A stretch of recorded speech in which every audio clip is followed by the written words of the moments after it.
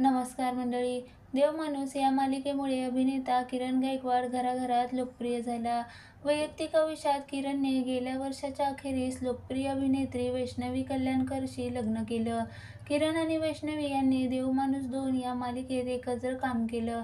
याच वेळी दोघांची पहिली भेट झाली होती. वैष्णवीने आतापर्यंत देवमाणूस 2, ती कळी, तू चाल पुढं या मालिकेमध्ये महत्त्वपूर्ण भूमिका साकारल्या आहेत.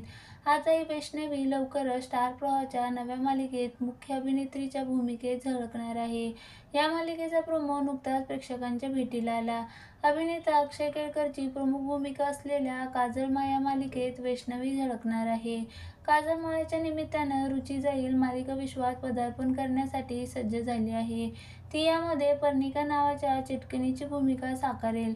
सध्या सर्वत्र काजळ माया मालिकेची चर्चा सुरू आहे. ही मालिका 27 ऑक्टोबरपासून प्रेक्षकांच्या भेटीला येणार आहे.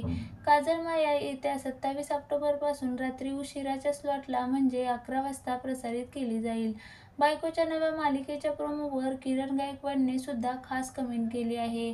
काजळ मायाच्या प्रोमोवर कमाल अशी कमेंट्स करत किरणने पुढे रेड इमोजी दिली आहे.